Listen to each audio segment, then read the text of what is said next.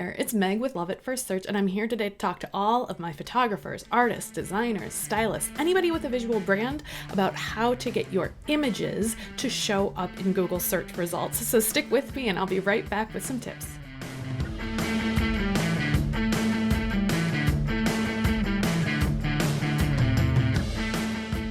The first thing to consider when you're thinking about image SEO is what's the file name that you're using to upload your images.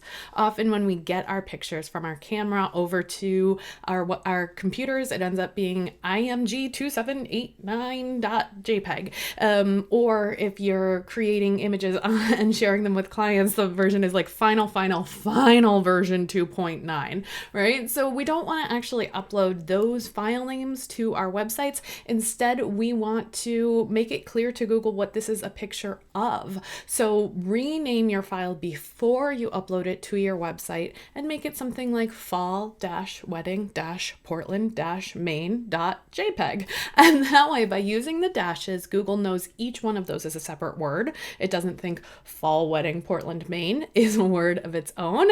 And you're breaking it up and making it clear to Google exactly what's in that picture. If you have more than one picture, if you went and photographed a wedding and you have 20 different pictures from that wedding, you can actually just create fall-wedding-portland-001, fall-wedding.portland.002, or you can say this is fall-wedding-portland/ring/rings, fall-wedding-portland/couple, right? You can find some different ways to still make sure that Google knows exactly what's happening in that image, but you can differentiate your file names in a way that makes sense to you and makes it clear to Google what they're going to see in that image. Another thing to think about before you upload any images to your website is what type of file are they? So if you're a photographer and you want to have really high resolution pictures on your website, they should probably be JPEGs. Or if you're an interior designer and you have renderings that show a lot of crisp detail, those should also probably be JPEGs. But we don't want our file size to slow down our page load speed either. So if you've created something in Photoshop, or if you are working with line drawings or sketches, maybe instead of having it as a JPEG, you want to upload those files as a PNG file, PNG. By doing that, those are typically a more compressed version of things and they'll load quicker on the website. They're easier for people to look at quickly. The other file type that I often see people using and maybe not using it quite correctly is GIFs or GIFs. If you're going to be particular, you can go either way. GIFs used to be the way that most images were shared, but now GIFs are really meant for animations. So if you're putting it in a Facebook thread to respond to somebody, use a GIF. Otherwise, when you're uploading to your website, you should probably be uploading as a JPEG or a PNG file. One more thing to think about before you upload your files to your website or to your blog post is to think about how wide the theme of your website is and then make that the maximum width. Or if you're not sure, you can go look up what's the maximum width for Shopify sites, and that will also give you that information. My site, for example, the maximum width is 1080 pixels, and often when I'm exporting things from Photoshop, the maximum size is 2560 pixels, and so it's twice as big as it needs to be for it to look good on my website. And when things are twice as big as they need to be, every pixel takes a little bit longer to load. So it could decrease the load time of my website and make people less likely to stay on that website, make Google less likely to share that image. So you want to make sure that the file size of your image is the exact file size maximum that you need. You don't need to upload the giant 20 meg files. The smaller they are, the better they are. If you have a ton of images that you've already uploaded to your website and you're concerned that they might be slowing down your page, but you don't want to have to go through and re-upload all of your images, there are tools that you can use that will actually compress those files once they get onto your website. Often if you're uploading to Shopify or to Squarespace, it will automatically compress those files for you. Maybe not as small as you would have done yourself as you were uploading, but still better than nothing. If you're on WordPress, there are some plugins that you can use that will go through your existing website, all of the images, and start to compress them for you. So I'll share some of those in the comments below. Everything I've discussed so far has been about how to get your images ready for uploading, but once they get onto your website, once you finally get those into the media library, you have to think about how to explain to Google what is in those images. And the two ways that you can do that is your alt text and your captions. Alt text is short for alternative text. It is the text that shows up when the image doesn't load. So if you have something that breaks on your site, it will kind of just have that little pixel right there that says there's supposed to be an image here, and it will show the alt text as the alternative to the image. So when you're thinking about writing your alt text, I want you to think about, how would I describe this image to people who can't see it? Part of that is that Google's robots can't actually see the image. They do have some machine learning technology to help them figure it out, but for the most part, they're relying on you to say, this is a picture of a dog, or this is a picture of a cat. It might be able to figure it out, but sometimes it can't always tell the difference. So when you're thinking about your alt text, think, how would I describe this to somebody who can't see it? Also think about the fact that there are people who are in your audience who may have visual impairments. They may be using screen readers. So you can use your alt text to show them, this is what you would see in this image. It's really great for accessibility, and it helps people who are in your audience to understand the entire story that you're trying to tell, even if they can't see the images that you've uploaded. Your alt text should be written almost like a sentence, like a conversation. We don't need to put in the dashes of fall-wedding-Portland the way that we do for our file names. This can be sort of an explanation. You can say, photo of wedding in October 2019, a couple looking out at the sunrise, right? You can kind of tell a story in the alt text and explain what's happening in your own words, and try to get some of your keywords in there. So if that was a picture from a fall wedding in Portland, then you can still include that information. You can also include things like, this is where this photo was taken.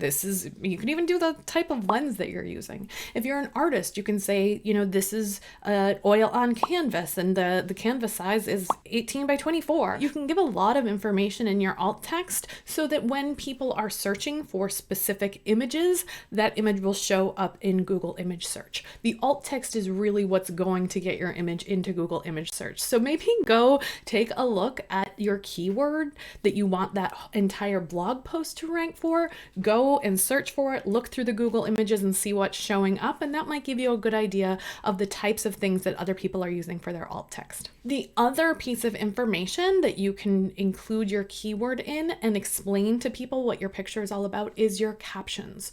Your captions are actually visible to the users on your website. Usually they show up right below your image. So think of it almost like the tag that's next to a piece of art in a gallery. What is the information that you want to have there? Often artists will use this for their credit line, and that information about this particular image is, the watercolor, and these are the tools that we used for it. What's the information that would go next to that piece of art? Same with a website portfolio. If you have captions that you're showing, you can put in the alt text, this was for this client, we did it this year, here's the things that we did. But then when people are actually scrolling through the portfolio, you may just want to say WordPress website for nutritionist, or something along those lines, something that kind of gives the context for what's going on in the picture, but you don't have to go into as much detail there. The benefit of filling out your alt text and your captions is that this is the information that is used by people, like I said, who can't see the images, but also it's the default thing that is looked at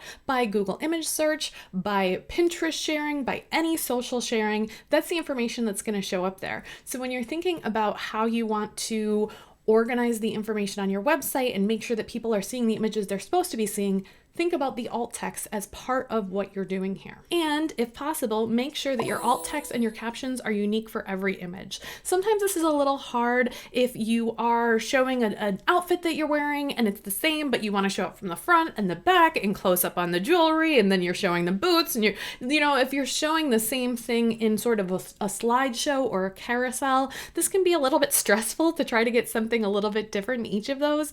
But just think about how each of the images in the carousel are there for a reason, and you want to make sure that even though you can have a string of keywords that's similar through them, so, you know, spring outfit for corporate woman could be the idea of all of them, but then each of those detail shots could get a little bit more information about what specifically is in that image for the alt text and caption of that image within the entire carousel portfolio. If this feels like a lot of extra work, especially if you're in a highly visual field where you're uploading tons and tons of images all the time, I want to give you a little bit of peace of mind here. You don't have to do this for every single image on the site, only the things that are your brand. So if you have a blog post and you want to include a stock image so that way it shows up in the featured image and it looks really great on social, you don't have to write an alt text and a caption for stock images or for things that you don't want to show up in Google search for. We don't need to provide alt text for everything.